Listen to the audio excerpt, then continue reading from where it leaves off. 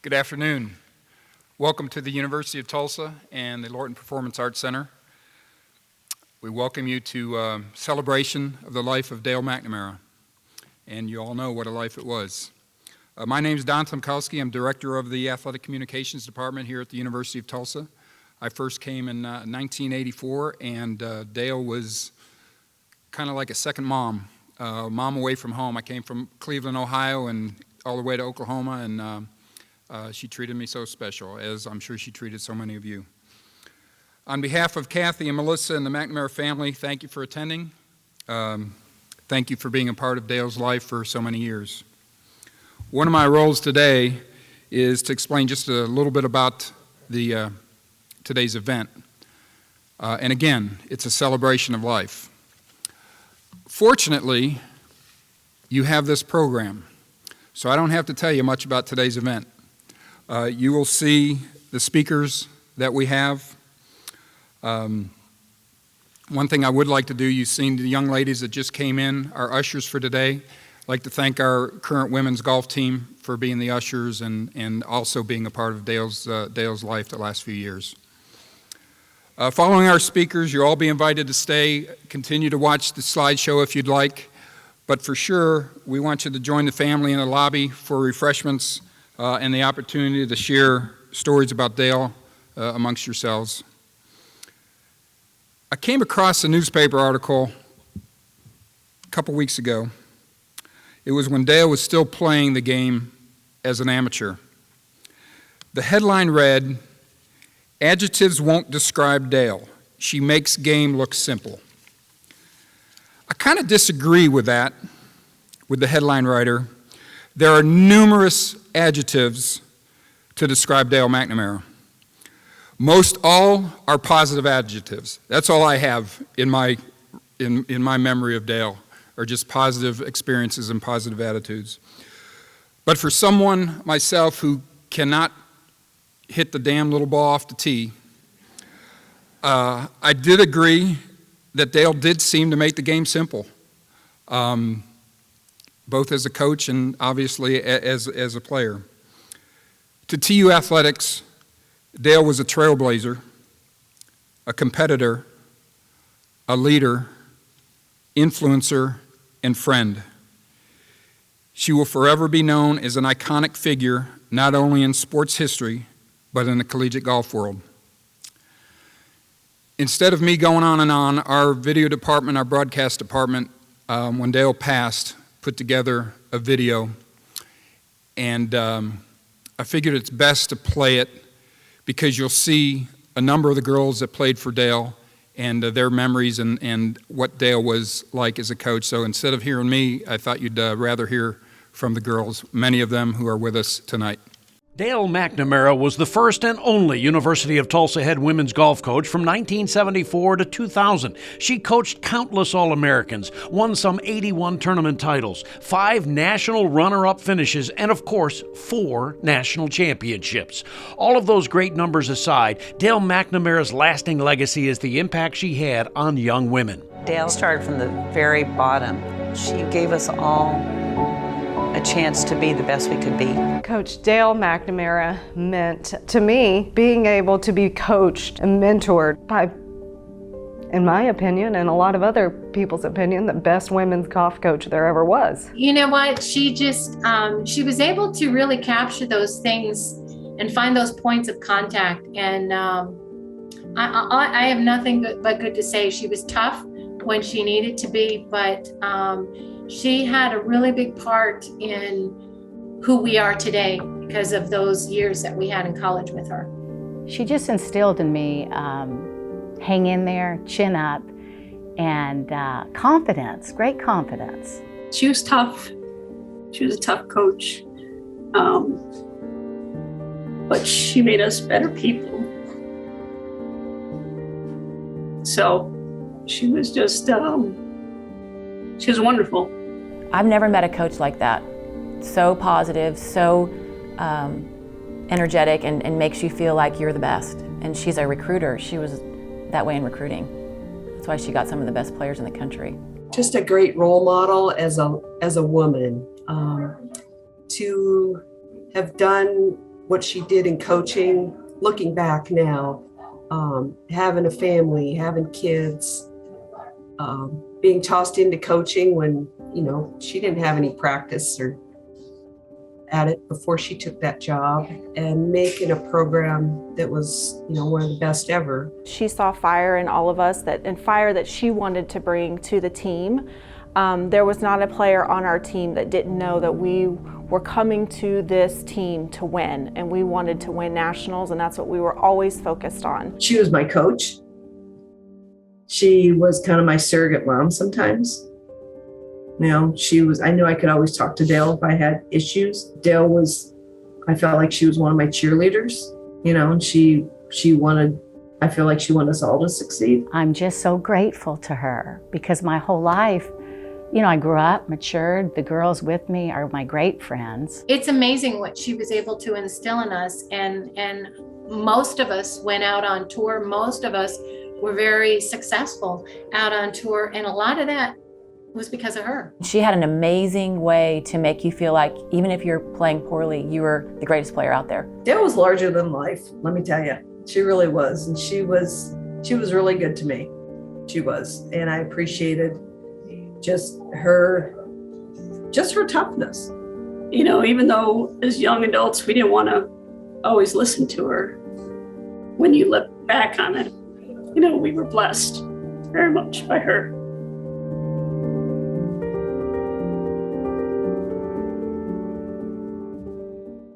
Dale was a golf coach? I guess. I just remember her as my buddy. But I'm John Klein. I was the sports editor and sports columnist at the Tulsa World. I worked there for 40 years. And 40 years, she was my buddy. No question about it. Most people, when they see me in town now, since I retired a couple of years ago, they'll tell me, well, I remember you used to be in the paper, and I always have to so did you like me, or want to double check? But most people still say, well, aren't you Dale's buddy? And I go, I was Dale's lunch buddy. I was Dale's lunch date so many times. It is amazing. My wife and I, it got to be kind of funny. I'd be at home and working, and maybe I didn't have to go to Ames or wherever, and I would be at home, and I'd hear the phone ring, and my wife would go in there, and she'd laugh and laugh. She'd come in and go, okay, your girlfriend just called. Okay, well, the way you translate that is, Dale called, you're going to have lunch at PJ's Sandwich Shop at 11:30, and she might or might not have a 2-hour limit today. That was good. Dale was so much more than I think most people would probably think, well, you were a sports writer. She was a very successful coach. And I did write a number of stories over the years about her and all of her girls and all the wonderful things they did. But we were probably just as much interested in, have I found a good new taco truck in town, or whatever good new place I found when I was in Dallas. But she was always coming up with ideas for me, and it was always kind of funny because she would say stuff like, I told her one time we were at lunch, I said, well, I'm going to Vegas this weekend. And she goes, so, you do know there's an LPGA tournament in Vegas this weekend? Well, that was a cue for me to tell a little white lie, go, oh, I know, there's an LPGA tournament in Vegas this weekend. And then she'd say, and you know Nancy's going to be there. And I'm like, yeah, I knew that, absolutely. And she'd say, well, you need to stop by and talk to her. And I'm thinking to myself, seriously? I'm going to show up at some tournament in Vegas and just go, hey, did Dale call you and let you know I'm coming? Well, I get to the player, there was a player reception the night before the tournament started. I get to the reception, and as I'm standing there filling out my little card and getting my name tag, I see out of the corner of my eye Nancy Lopez coming toward me. And she could not have been nicer. She spent an hour. Usually, I've interviewed tons of Tiger Woods to Muhammad Ali to Mickey Mantle. Usually you're 15, 20 minutes, thank you very much, see you later. She stayed as long as I wanted and was just an absolutely, as Dale would say, a lovely person. So anyway, I got back and I said, Dale, I only got one question. How did she know that that was me? How did you describe me? Did you say I was like a ruggedly handsome young man? And she looked at me and she goes, let's just go with that. That sounds good. So anyway, one other time I was at Gilcrease, and I know y'all know she was so active in everything. And she said, why don't you come over to Gilcrease, meet me? I'm sure it had something to do with lunch, but nonetheless, I was like, yeah, I'm in. What time you want me there, I'll be there. So I got there, she meets me at lunch, she goes, come on back, I want you to meet this person. I said, okay, I'm good with that. So we go back to the Vista Room, you know, it's a beautiful place, and it's got the windows looking out over the Osage Hills. And I sit down at a table. Across the table from me is Dale McNamara and Wilma Mankiller. I'm so over my head, it defies belief. But that was Dale for me. I mean, she always had a way of getting me involved in all kinds of things.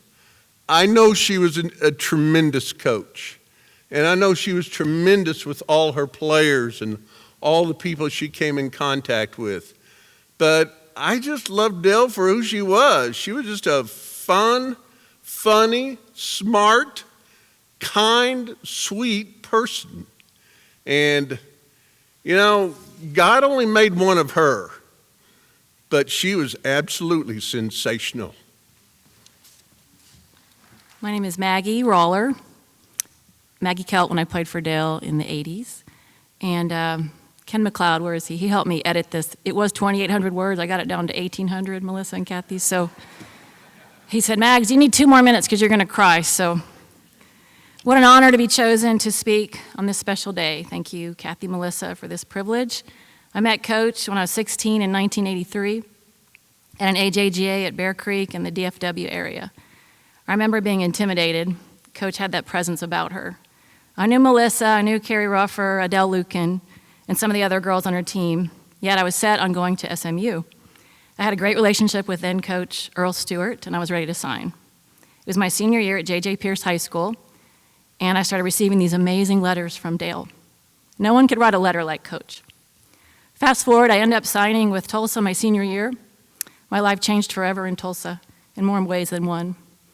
I had the wonderful privilege of playing for Dale, 85 to 89, and then I was her grad assistant in 90. I decided to write a letter in the form of an acrostic in which the first letter of each paragraph spells out the word. In this case, the letter spelled Dale McNamara. So here we go. D, dictator. Those of us blessed enough to play for Coach knew it was not a democracy, but a dictatorship. One of her favorite sayings, what Coach says goes. Qualifying team rules, school, social life. She even convinced me to join my sorority. She wanted us to have lives outside of golf, and she dictated that. Overbearing, maybe, but we always knew where we stood, and Coach was in charge, and the communication was very clear. A, available. Coach was always available for us, and never too busy. I never heard her say, not now, Mags, later. With boyfriends, school, golf, personal, making time for us, even though she had a family of her own. I respected her for that, and it was a comfort being away from my family in Texas. She made herself available for all of my junior golf endeavors that I run, AJGA coaches panels, LPGA girls golf clubs, guest speaker, coming to watch my kids, golf tournaments, asking about my kids, basketball, football, and she was available for Annie up until the end for her team. And she met with them at the Patriot this past fall, and they had a wonderful time gaining more of her wisdom. And the team loved it. L, listener. Coach was a great listener, a rare people skill. She listened to all of our golf woes, our boyfriend, family struggles, and later in life we could call her with anything, and she was there to listen. I think this is what made her a superior coach. Energetic. Coach had energy, even until her last days. Her infamous fist pumps, I find myself still doing it at my own kids' tournaments. as well as fist-pumping competitors. Yes, she taught all of us to appreciate good golf and applaud it, even your competitors, very rare. Her energy took us to the best restaurants, to experience the cities in our travels. We'd go to flea markets in Guadalajara. We'd go to the wharf in San Francisco and many historical sites in her beloved Tulsa. She knew Tulsa very well, and she had so much energy. After 26 years coaching, she engaged in full civics life, including several boards and the Gilcrease Board and the city parks. Even on October 16th, 2 weeks before she passed, she wanted to go and help my daughter Jenny with her hooks. We drove out to the golf club. We had the most wonderful afternoon watching Jenny play 18. It was a precious day for me. She was moved to tears when the gate guard stopped us driving in, and he said, "You're Dale McNamara. You're a legend. May I have your autograph?" On the course, she yelled at Jenny to make her 2-foot putts and not just tap them in. We dined that night overlooking the 18th hole, and Jenny and I sat there engrossed in her many stories about Patty Berg and Sam Snead. One last time, as my last time to see Coach on a golf course. Riding in that cart all day with her was one that was very precious to me and I'll never forget. Motherly. She loved us girls as her own. We all considered her a second mom, as you heard Dee Dee say and the others. I watched the tribute videos. They all talked about her as a mom. She cared for us. She loved us. She nurtured us. She disciplined us as a wonderful mom would. As a mom myself, it's my job to correct, encourage, and discipline, and mostly love. Dale loved each of us as her own, as daughters, and she cared for us more than just golfers. I have one quick story that is really, really funny. It's not in my notes. But the morning she passed was 2 in the morning, and I was up all night waiting for the text from Melissa. I didn't sleep much. That morning I was on my way to church, and I went to see Melissa. Brought her some muffins for Fran and Cathy, and we sat on her bed and cried, and I went out to my car to leave, and I left my glasses in the house. So I go back in, and Melissa had my glasses, and she said, "Hey, Mags, I got to tell you something. Something that's going to be something really deep and spiritual, something about Coach." And Melissa goes, "Hey, Mags, Mom thinks you need to get new bras." I go, "New bras?" She goes, "Yeah, you're sagging a little bit." I go to church, and all I can think about are buying bras. I run to Dillard's, get fitted for 3 bras. I'm so tired, I can't find my car. For 2.5 hours, I'm at Woodland Hills Mall. I can't find my car. I'm crying. "Thank you, Coach. I'm buying new bras, and I can't find my car. I thought it was stolen." Found it 2.5 hours later. C for chic. This was easy. Dale was always the best dressed out of any of us girls, well, except maybe blue. She always matched her colors, her jewelry, her hats, and her shoes. Her nails are always done. I still have in my mind there's nothing better than a red set of nails wrapped around a golf club. She would say, "Walk like a lady and hit it like a man." In 2019, I took Coach to the Blessings to watch Auburn play, and they had a great week. Her outfits were the bomb that week. Sharp in Auburn, navy, blue, and orange. I mean, who looks good in that? Coach. Even Coach pulled it off. That day at golf club, Coach had this great outfit on, and I sent a picture to Cathy, Mockett, and Blue Kelly, and they both wrote back, "How cool are Coach's shoes? What a fashionista." In her chicness, she always dressed us better than any other team, at least we thought so. Even look at those ugly sweaters she made us wear. And never stopped giving back. Coach gave back until the end of her life. This one overlaps with her availability and her energy. Whether it was her team, her players, city, my family, her own children, she enjoyed helping others. And I give back to Tulsa because I was given so much. She gave me a full scholarship in '85, and I learned from her that you never stop giving back. I write thank you cards for everything. My 3 kids will tell you, you never stop writing a thank you card. Coach taught me that, to show gratitude. You always walk into the pro shop, you thank the pros after any round at any course. A Bible verse that I say to my kids driving to school every day, look out not only for your own interests, but the interests of others, and Coach lived that. A for atmosphere, her first of the 3 A's she coached with. Coach had this revelation in '88 before we won the NCAAs in New Mexico. She saw these 3 A's in the mountains, the famous 3 A's. Atmosphere she provided, in her words, equals opportunity to succeed. We had this culture on the teams. We all loved each other, we respected each other, we wanted to beat each other's brains out, yet we were in each other's weddings later. Coach always told me the sign of great coaching was to see her players 20 and 30 years later. I look around this auditorium, and I see women who were privileged to play for Coach. Successful businesswomen, touring LPGA pros, college coaches, moms, dog rescuers, businesswomen, and much, much more. The atmosphere Dale provided made us all want to succeed with excellence in our lives. For this quality, I'm grateful. Another M, the master of her craft. Long before Dale was the best women's coach in the country, she was the best female golfer in Oklahoma, winning 7 state amateur championships and easily could have turned pro. She chose coaching and became the best at it as well. Relationship, strategy, every aspect, but first and foremost, recruiting. Signing Nancy Lopez pretty early, brilliant way to get started. Coach would pump you up after a birdie, an eagle, never dwelling on it again, always on to the next shot, the next event. She had this way of sternly getting on us. When our attitudes were poor and in the zone, she kept us there. Masterful touch and timing, course encouragement. The second A, attitude. She'd say attitude is up to the coaches and players. You play with a good attitude, you treat your playing partners with a good attitude, you treat yourself with a good attitude. She called it inner conceit. The attitude on her teams were the best because she instilled this in us. From singing in the vans at the top of our lungs to helping each other with homework, and all of it, we had the attitude to look out for one another. We loved each other like sisters, and we won a lot.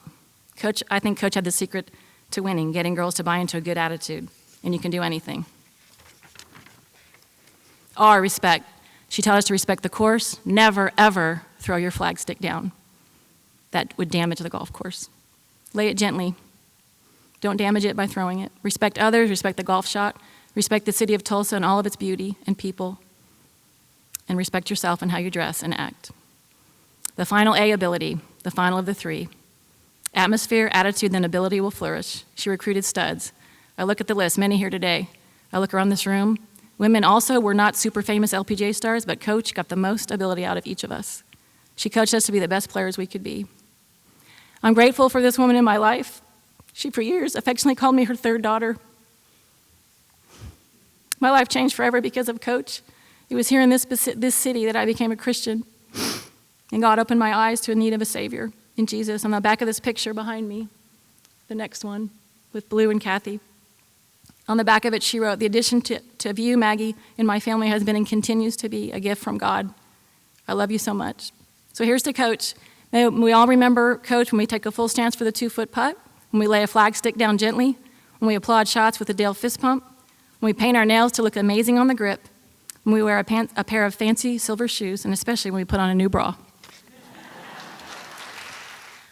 My name is Susan Neal, and I am so honored to have been asked to join you all this afternoon in celebration of this most remarkable woman, Dale McNamara. It all started for me with 4 words. You need a coach. I was sitting across the table from Walt Helmrich, who I was so fortunate to have in my life as a friend and mentor, and Tulsa was so fortunate to have in its life as a city. He was someone I greatly admired. I was there seeking Walt's advice on what I perceived to be a very challenging, prickly management problem that I was facing at the city of Tulsa in my work at City Hall.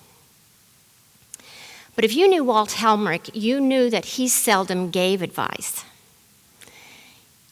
It pretty much always sounded like a directive, and I was pretty sure that he'd given me one that I needed to follow. He told me I had to go see this really great golf coach.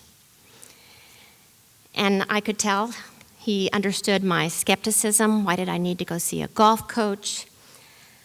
He said, call Dale McNamara. Do it today. Tell her I said that you were to call, and don't put it off. Do it today. I think you know what to do to solve your problem, but it is a bad one, and you need a coach. So, when I got up from the table with Walt, I think I knew 3 things for sure. I knew that Walt Helmrich thought the world of Dale McNamara. I also knew that I did not know how to play golf, and there was no way on God's green earth that I was going to go out on a golf course with Dale McNamara, if that ever came up, as part of her coaching. The third thing I knew was that I was going to call someone that I didn't really know very well, tell her a little bit about a problem, and ask her to coach me, which I did. And when I called Dale, I said exactly what Walt said. I said, Walt told me to call you, and I need a coach, and you're it. And she didn't hesitate. We met the very next day.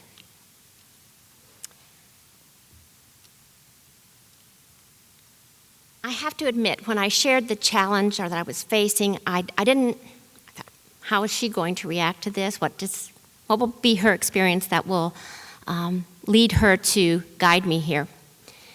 Anyway, she listened so attentively. Just like Maggie said, she was a great listener. She was so kind, gracious. But when she finished listening to me, she said, well, that really is a big problem. What are you going to do? And just when I was thinking this whole coaching thing was way overrated, I went ahead and explained to her my problem, my task. And I told her what I thought my best options were. And it turns out she didn't like any of them. But she still encouraged me to do two things. She said, go home, think about the implications of each of those. And then she said something that was the only golf reference that she ever made to me. She said, I really want you to think about your timing, because you're only going to get one swing at this ball. And she was right. If I wanted this to work, I was only going to get one swing. Over the next few days, Dale and I had several conversations. And how those conversations were spent was her asking me some really tough questions, which for the most part I couldn't answer. And it took several weeks. But when I could answer those questions with certainty, she told me, I think you're ready. You're up. When I executed on my best option, and I have to tell you, it only took one swing, and it had the best possible outcome that I could have ever imagined. So I called Dale afterwards, and I was excited, and I was grateful, and I told her how much the time she had spent with me had meant, and how grateful I was for her great advice. And she just laughed, and she said, you know, I don't recall ever really giving you any advice. And that was probably true. I don't, other than you've only got one swing at the apple or the golf ball, I don't think our sessions were about advice. She gave me something much, much better. She gave me a path to find my own courage. As she asked me those tough questions, she held me to a standard of excellence and a standard of being honest with myself when I had to meet those questions. And I think that's when I really saw and learned the magic of Dale McNamara. She was not just a coach. She was Yoda. And that was just the beginning of what I learned from Dale. Under her leadership of the Gilcrease trustees and the Tulsa Park Board, bold and visionary things happened. The Tulsa Zoo Management Trust was created, and a whole new vision for Tulsa Zoo was brought to life. The golf courses and Gilcrease Museum saw new public-private management to their success, and millions of dollars of capital improvements were brought to the park system. I also know that she was largely responsible for seeing the reaccreditation, along with Lucy Dolman and some other leadership, for the parks to be reaccredited, which was a huge deal after, I know, over 15 years maybe of not having that status. And while she couldn't single-handedly reverse years of budget cuts to Tulsa's parks, she and Lucy Dolman and Yvonne Hovell and some others worked so hard to steer it to a new direction and a new day, just as Teresa Burkett and Anna America worked so hard to do today. Dale was not put in a position of leadership by accident or to build her resume. She had been recruited to the position because of her proven resume of leadership. And she was there because she was committed to making people's lives better. She loved improving the parks, every single one of them, and every single small thing or a large accomplishment. Didn't matter. She loved Gilcrease. She never missed a chance to celebrate our victories. She attended every restoration of a community center, the opening of a new splash pad, the installation of a new playground, the installation of any capital improvement that was related to the parks or Gilcrease, or a new art exhibition at Gilcrease. She was there if she could be there.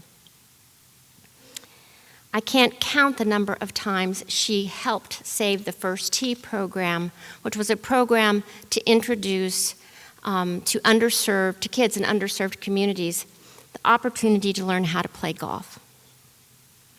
I know she visited all of Tulsa's 144 parks on numerous occasions, and not just for the celebrations, but in times of controversy and trouble, when communities wanted and needed to hear the answers to very tough questions. Dale never blinked. She could have just as easily sent staff to those meetings alone, as so many volunteer commissioners might do. But that's not what a leader does, and so that's not what Dale McNamara did. She tried so hard to always be there, front and center, at those difficult meetings, to ask questions, to answer questions, mostly to learn, so that she could be a part of the solution. Dale was all about fixing a problem. She took the work very seriously, but she didn't take herself very seriously, and that made her a joy to work with. Working with the public in literally hundreds of open meetings, where media were often present, I never saw her raise her voice or lose her composure. I did witness, however, someone who really tested her cool. She had patiently listened to what could not be described as anything else than an adult throwing a temper tantrum. It was from an individual that included name calling, he made it personal, and it was in general just bad behavior. And Dale's response was classic. I saw that jaw set, and I felt kind of sorry for the guy right then. You've seen that. And then she asked, "Are you finished?" And he said yes.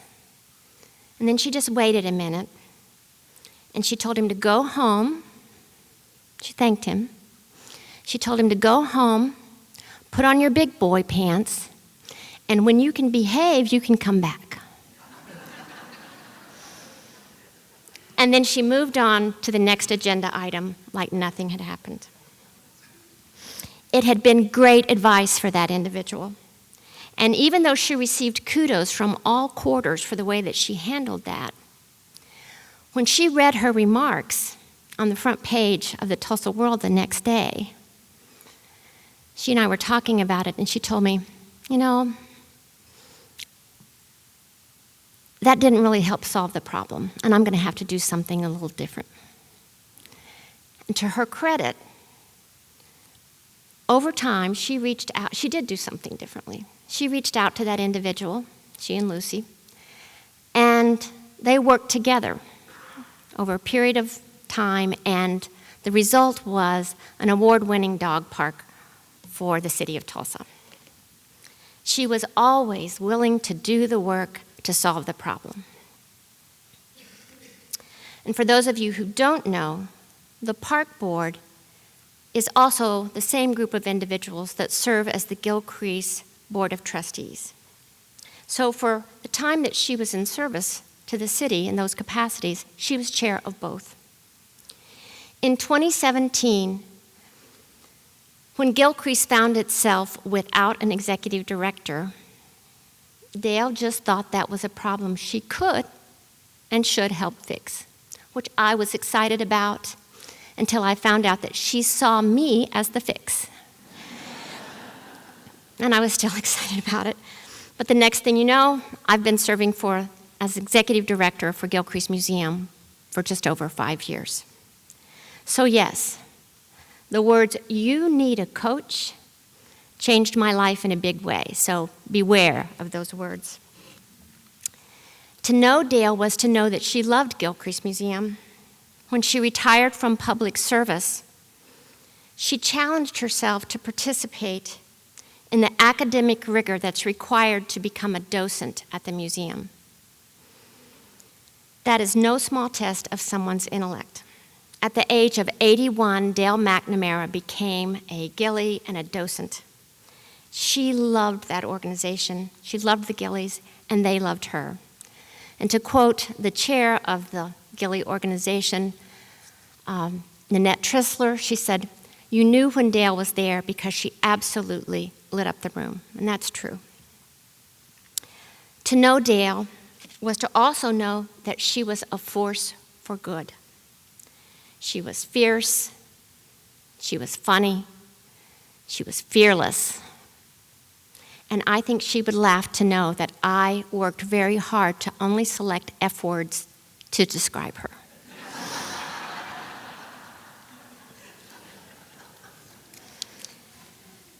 Just having one, and I mean just one, of the many health challenges that Dale faced in the last few years of her life would have been enough to end any of us, but not Dale.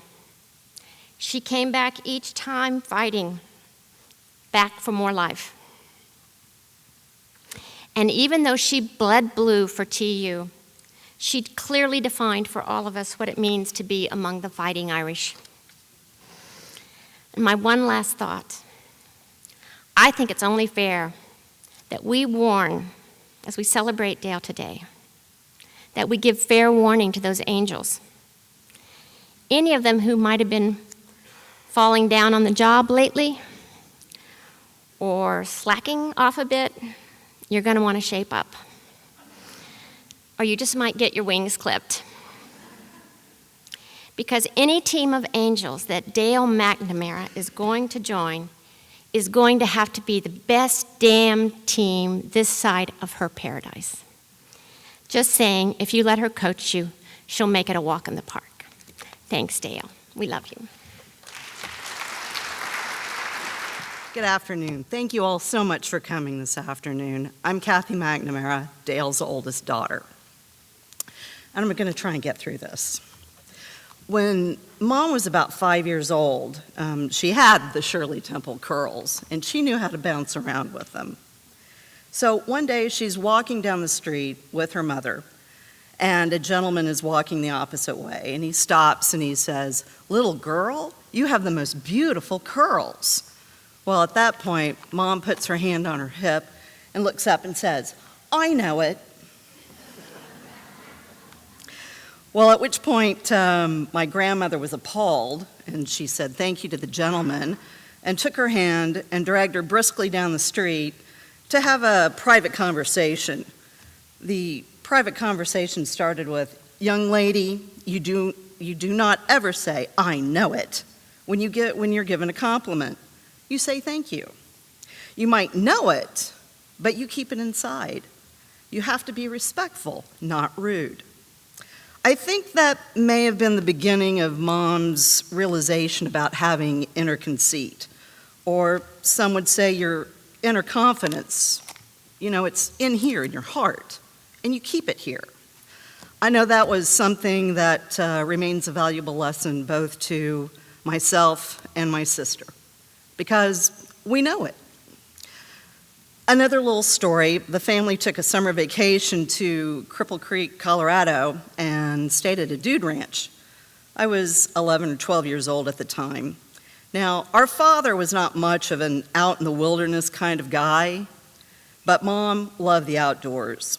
So here we are in a cabin above the Rio Grande River, and in the early mornings, Mom would get up, and she'd go down to the river, and she would fish for trout. And she'd usually come back about an hour later, and she always had anywhere from 2 to 4 every morning. She never came back empty-handed. And during that trip, she taught me how to gut, clean, and then cook a trout. If you've never had a trout for breakfast, you're really missing something. It's just one of the many great experiences and memories that I have.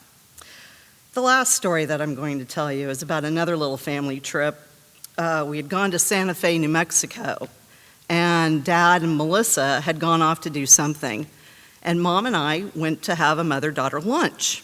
And we went to the Pink Adobe restaurant, which I believe is still there, and wonderful.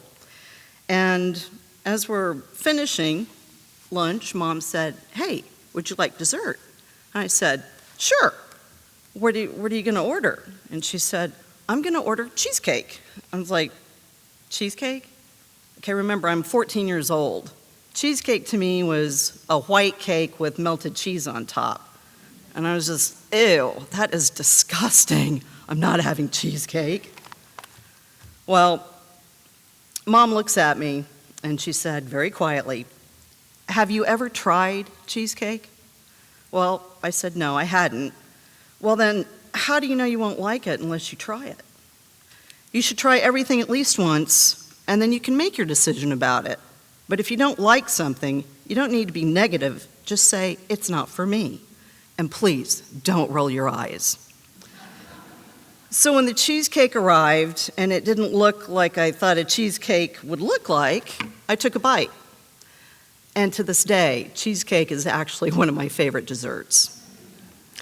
So my lesson that I learned is to try everything at least once, and don't prejudge, because you never know until you try. I continue to try new things all the time. I try not to say anything negative about them, even if I don't like them. And I don't roll my eyes anymore. Well, not much. Mom, you taught me so many things, and so many more things are still to come, that I know I will always hear your voice in the back of my head, because that's what moms do. And I want you to know that it has been and always will be my honor and my privilege to be your daughter, because I know it. Thank you.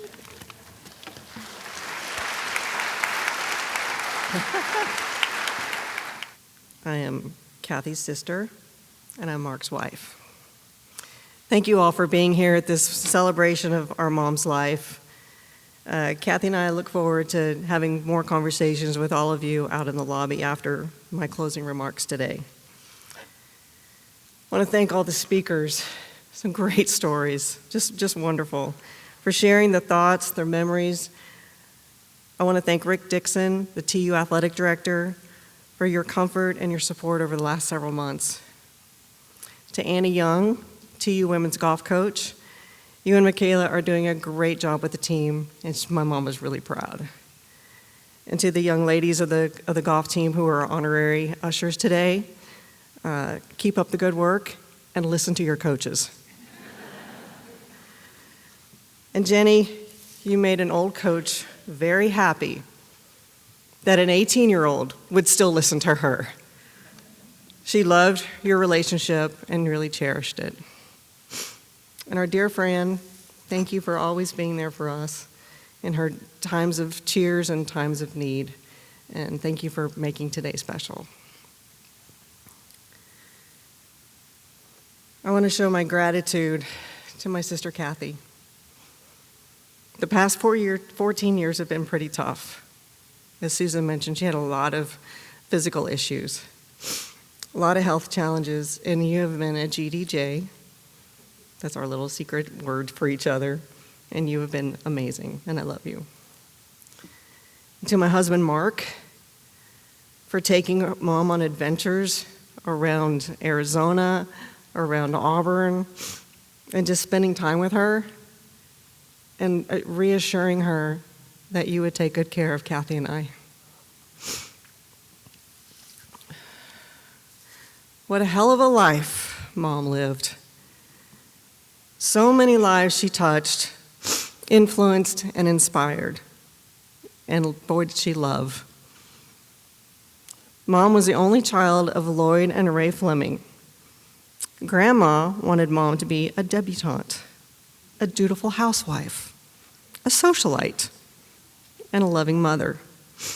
Grandpa taught Mom to be adventurous, love of the outdoors, the love of sports, to be soft and tough, and how to gamble. Grandpa gave Mom a sock of money to take on the golf course to learn how to play under pressure. And he said, if you can't afford to lose it, you can't afford to win it. So when I was age appropriate, my mom gave me my own gambling sock of money.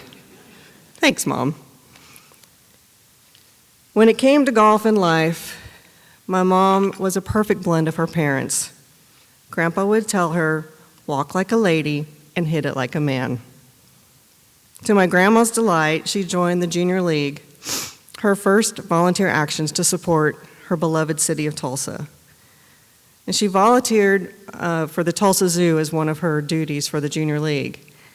And she really loved going and collecting the animals and taking it in her station wagon and going to show with the zookeeper at the elementary schools. So she got pretty comfortable with a lot of these animals. So at the end of the season, at the Junior League Gala, to the shock and awe, Dale McNamara walked across the stage in a black cocktail dress with high heels and a boa constrictor named Boris. I'm pretty sure there were some women that fainted that day. But that was Mom. Let's give him something to talk about. When she was playing in the amateur tour, she was trying to decide if she was going to play professional golf or not. But she and her buddy would travel around, and all the other gals had dogs that they traveled with, same as today. But they had to be different. So they got a pet alligator and named it Leonard. And Leonard would hang out in the bathtub while they were out playing golf. Always being different, Mom. My parents met at Pinehurst, a beautiful, beautiful place. Mom was playing in the North-South Amateur Championship, and Dad was on a boys' weekend from Erie, PA. Well, they were formally introduced, as you had to be at that time, and they danced, and they danced, and they danced. And the next day, they danced, and they danced, and they danced. And Mom admitted that she lost in the semifinals because she completely lost her legs. Well, they were smitten. From 1957 to 1959, they had a love affair, a long-distance love affair, which is pretty tough to do at that time. No cell phones, really expensive long-distance phone calls, but letters. So a couple of days ago, we finally opened the love letters from my dad to my mom. And we learned a lot about them. And my dad was he was an amazing letter writer. He said, always miss me, loving, your loving idiot. We learned a lot about them, and we just so enjoy reading them. They brought smiles, laughters, and tears. They both shared their love of golf, but never forced the game on Cathy or I. I am forever grateful for the many sacrifices that they made so I could pursue the game of golf and try to make them proud. Mom taught that golf equates to life. You work hard and you compete with your heart, and the game and life will reward you. Golf and life are hard. It will knock you down, but keep fighting and it will pay you back. Mom demanded respect for the game. I was acting like a brat on the golf course, stomping around, slapping my thigh when I missed a putt, and I got the young lady, get in the cart now. And from the 5th green at Cedar Ridge Country Club all the way to the clubhouse, which is about the farthest you can go, she proceeded to lay down the law. When you can act like a young lady and respect the game, you can return to the course. I guess I had to put my big girl panties on too. I cried and cried that day. I was so upset. But she taught me a valuable lesson that I carry today and share with my team. TU golfer Don Quint and I had a conversation a couple weeks ago. And yes, my mom coached the men's team for 1 year. A lot of people don't know that. And needless to say, the men on that team were not happy to have a female coach. Well, he recalled a time after the first round of the Missouri Valley Championship, and they did not play well, and she had them stay in the van, and she read them the riot act. She had used some choice words, he said, about their terrible attitudes and their awful decision making. Well, I think those boys decided to listen, and they went on to win the Missouri Valley Championship. It was really, truly one of her most treasured victories. Etiquette was number one, Mom would say. It's calling a penalty on yourself, one of the great things about the game of golf that we loved, and saying good shot to your opponent. Maria Brink, a former player from Sweden, recently wrote to me remembering Coach Dale, standing at the highest point on the golf course so we could all see. She would pump her right arm vigorously for a TU player's good shot, but she would also give a pump for other players from other teams for their good shots as well. And Maria said, "We were so happy that Coach Dale was ours." I always respected my mom for standing for what she believed in. When my mom became a coach, my grandmother was not happy because fine young women did not coach at that time. A couple years later, as Mom was into her coaching, which I'm so glad that she decided to buff her mother, she invited 3 black football players to our home because they didn't have anywhere to go for Thanksgiving. My grandparents sadly refused to attend. Well, carried on, and we had a wonderful Thanksgiving. But that day, she taught me about acceptance and how to truly treat others. When Nolan Richardson became the basketball coach at TU, she immediately called him up and said, "Hi, Nolan. I'm Dale McNamara. I'm the women's golf coach, and I'm going to take you to the Tulsa, the Golden Hurricane Luncheon and introduce you to all the TU fans." And he said, "Well, okay, I'll meet you," so they arranged a time to meet. And she said, "I'll pick you up in a green Cadillac." And this was a hand-me-down car that my grandfather had given her. Well, back in the day, nobody wore seatbelts. And so this green Cadillac, a little bit used, had a short in the seatbelt. So we would put the seatbelt together and just shove it under the seat and carry on, no big deal. Well, when she went to pick up Nolan, he was a monstrous man, about 6'6", and just no bones about it. He was a big guy. So he comes down, he sits in the front seat, and the buzzer starts going off, and it will not stop. It will not stop. Buzz, buzz, buzz, buzz. She's like, "Oh my gosh, that damn seatbelt." And she said, "Would you mind just sitting in the back seat?" And he looked at her, and she looked at him, and they just busted out laughing, and they were fast friends from that moment on. While serving on the Tulsa Park Board, she truly fought for all the Tulsa citizens. Sometimes she had to be escorted to the meetings, but she was standing for what she believed in, and there were threats against her. It is easy to believe in something. It's hard when you have to fight for it. Thank you, Mom, for showing me how to do that. My decision to come to the University of Tulsa was a difficult choice, but I'm so glad that I did. She was ridiculously hard on me my first semester of college. I won a golf tournament and I had to qualify the very next day. And I'm like, no coach does that. You're supposed to earn an exemption. And I was so mad at her for making me qualify that I didn't qualify. That's a whole other story. But after a while, she realized that she just needed to put me in a tournament, let me do my thing. The reason why we worked, the reason why that I could play for my mom and she could coach me is a sense of humor. Gosh, we had a lot of fun. We only had 2 fights in 4 years. That's pretty good for a mother-daughter. But what an absolute perfect end of my college career by winning the NCAA title as a team and as an individual.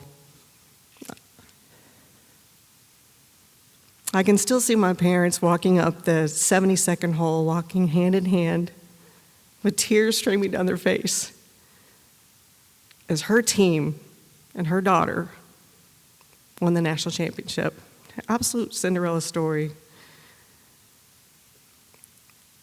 As Maggie talked about the A on the mountain, attitude, atmosphere, ability. Those are things I still use in my coaching. She just knew how to get inside of you and how to make you to believe. And when we looked at that A on the mountain, we just always remembered her words, and we were inspired. We had a terrible first day, and we fought back, and we fought back, and we fought back, and we won. Just a special, special moment.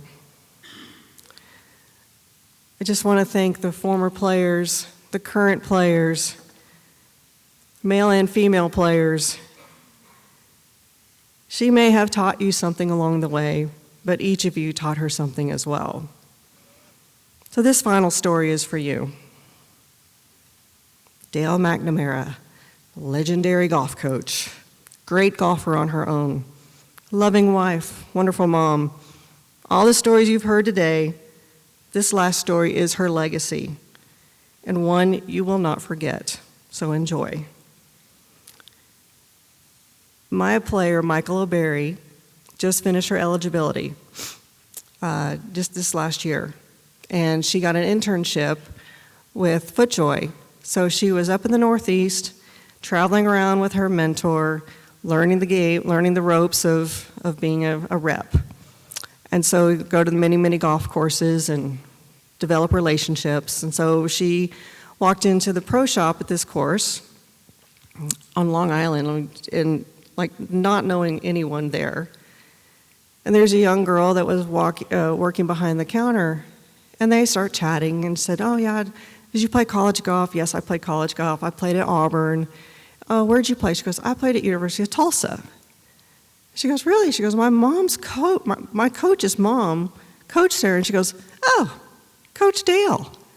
"Yeah." And so they start chatting, and she goes, "Oh yeah, she'd have us over to the house. We'd go swimming. We just love Coach Dale. She had great stories." She goes, "But there was one thing that she would always say to us." And Michael goes, "Well, I think our coach would say that too." And this was something that my mom said to me before I would tee off to overcome any nerves. She'd say, "LTFF, let the